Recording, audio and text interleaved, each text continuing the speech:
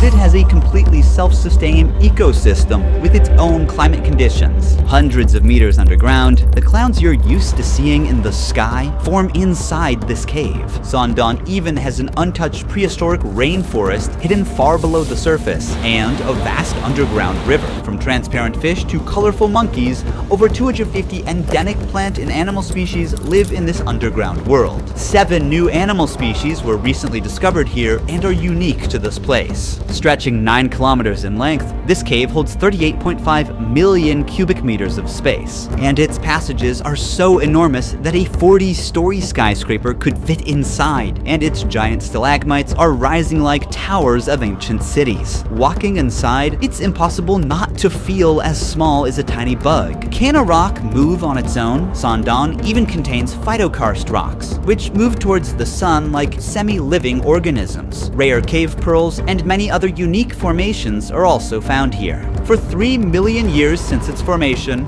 the world had no idea about this cave's existence until it was fully explored in 2009 in Vietnam. Now, it's time for you to see the largest cave on Earth. Individual access is forbidden to protect both visitors and the fragile environment. This expedition is operated by Oxalis, the only authorized agency. To reach Sondong, we've trekked through the jungle for 9 hours, and now we must pass through N Cave, the world's 3rd largest cave. This cave serves as a gateway to the world's largest cave. It's crucial to be fully prepared for every Now, we're heading towards the beach inside the cave. Over the centuries, water from nearby rivers gradually carved this place. The ceiling is 145 meters high, and the cave is 200 meters wide. During the flooding season, much of this empty space is submerged underwater. You can understand from the basket over there, the water levels rise so much that it can carry objects up to that level. With a breathtaking lake in front of us, it was impossible not to take a quick dip. At dusk, the sound of swift birds echoes in the cave. Because of their short and weak legs, these birds can't take off from the ground and must jump from a high place to fly. If they are trapped on the ground, it means death is certain for these birds. This one was unlucky and waited to die. At sunrise, we're ready for the journey to Sondong. If we call this cave a neighborhood, then Sondong is a massive city in comparison. We will move to the darkness now. I can't help but wonder what awaits us in Sondong. As we walk, dozens of crickets on the ground start jumping from side to side. The ground is covered with centuries of bat guano. Above us, countless bats hang in deep sleep, but some are awake and constantly defecating on us, so it's not a good idea to look up. That's how my arm looks. We pass by formations that look like travertine. The limestone steps take us to the path that leads to Sondong. Wow. The view here is amazing. You can see some water coming down from both sides. N Cave welcomed us for a night deep in the jungle. Now, it's time to meet Sondong Cave. It's trying to come to me, you know? It's moving towards me. It knows what to leech on. Oh, it got too big. Beneath the soil we walk on lies the 450 million year old limestone formation, which began forming long before the existence of humans or even dinosaurs. This calcium-rich limestone is composed of shells and skeletons of ancient sea animals that sank to the ocean floor and gradually compressed over millions of years. However, since calcium dissolves easily in acid rain slowly erodes limestone and forms caves over time. This is how the world's largest cave was formed, by rain-dissolving limestone. A challenging final climb brings us down to the grand entrance of Sondong. As we move deeper, everyone's switching on their headlamps now. This path will lead us to the Hope and Vision Passage. In this 9-kilometer-long cave, there is so much to explore. We might be the first to record newly discovered animals. This is the entrance of Sondong Cave. You can see those people look tiny at the entrance. Even just a few steps in, we're surrounded by incredible cave formations. The water, rich in minerals, flows down from the ceilings or walls and builds these beautiful rimstone pools over time. The very first animal greeting us is a cricket. We are making our way through the rocks. Some stalagmites are sparkling in pure white because of the mineral type they're composed of. It looks like a diamond. Yes, it does.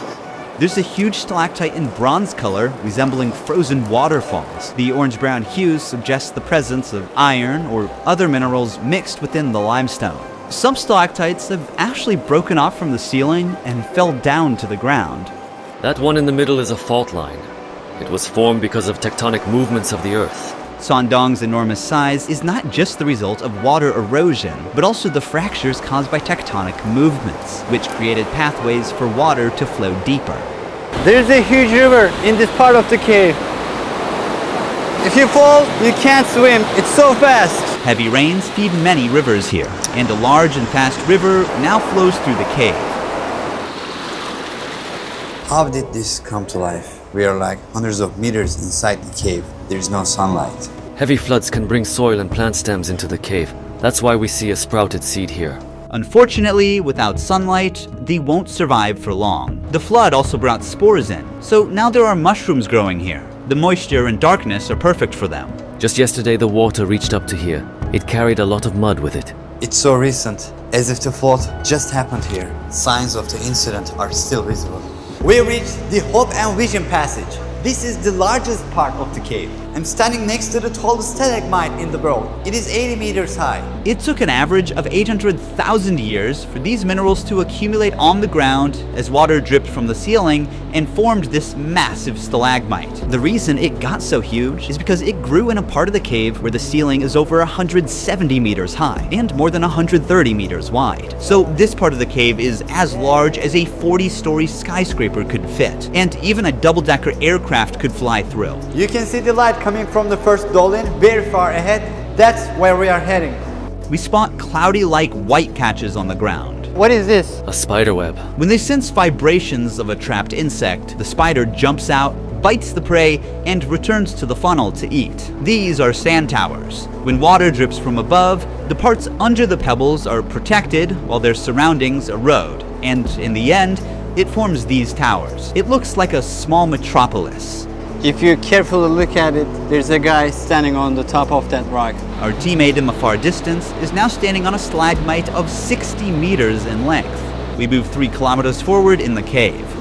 This is our camping site. Imagine sleeping here, looking at this view. From here, you can partially see the first dew line. It might look like the cave's exit, but it's actually the first of 2 massive dew lines. And from here on, things will get more incredible. The temperature difference between the outside and the inside of the cave forms mist and clouds inside the cave. The area beyond them is called Watch Out for Dinosaurs. We will explore that place tomorrow. For now, it's time to rest.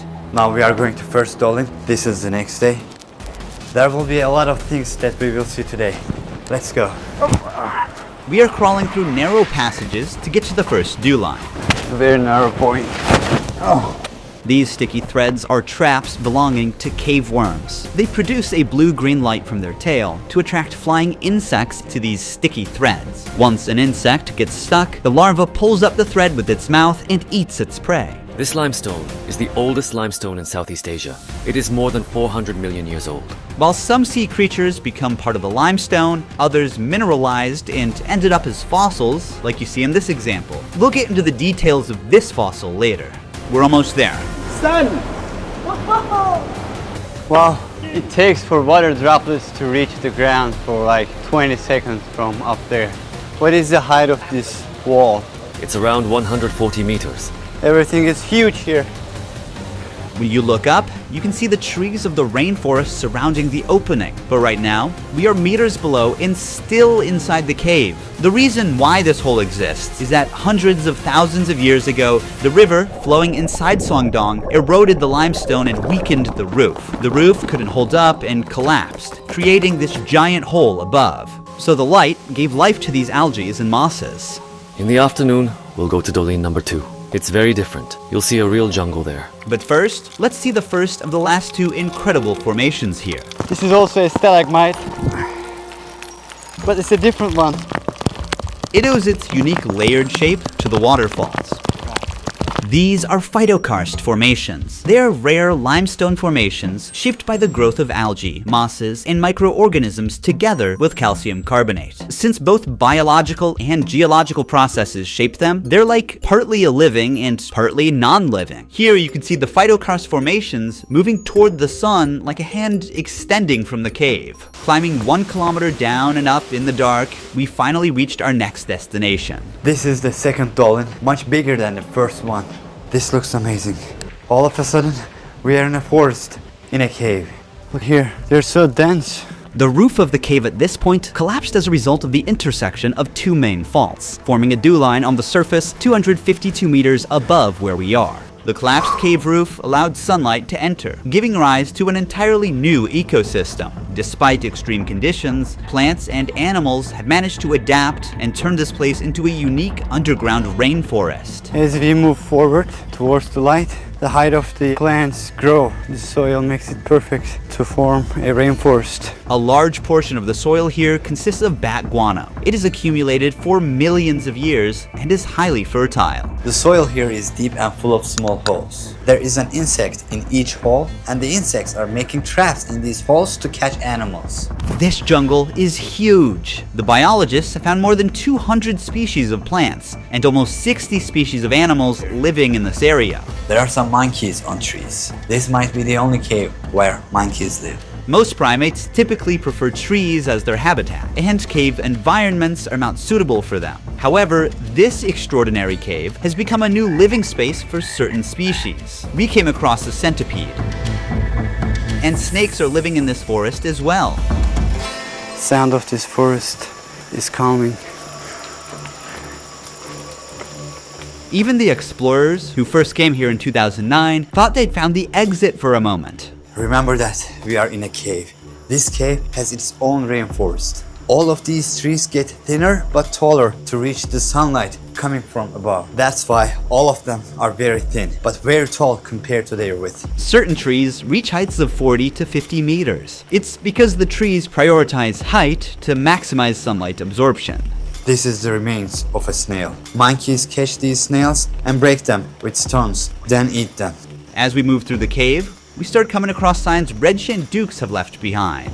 Look, so many snails. Most of them are broken and probably eaten by a monkey. We kind of forget we're in the cave because it's so massive. This is where we are going to camp tonight. It's our fourth and final day in the cave. Today, we navigate through a water-filled passage before reaching the Great Wall of Vietnam. The stalagmites here look fascinating, almost like the work of a sculptor. A pool of water surrounds this column and fish are swimming in it. These fish have no eyes as they have adapted to live in this total darkness. Instead, their other senses got stronger over time.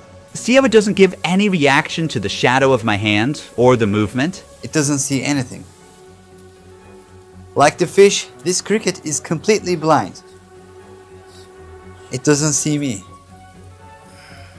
These super rare formations are called cave pearls. They are usually 1 centimeter in diameter, but here, since they are too old, some of them are as big as a tennis ball. Just like real pearls, they form around a tiny nucleus, such as a grain of sand, with layers of minerals slowly building up over time. They need a few hundred years to be fully formed. As we push further into the cave, something unexpected catches our eyes. These are deer bones. They're estimated to be 500 years old. There is one last challenge ahead, an 80-meter high karst wall called the Great Wall of Vietnam. To reach there, we must also pass through a 600-meter long Passchendaele passage.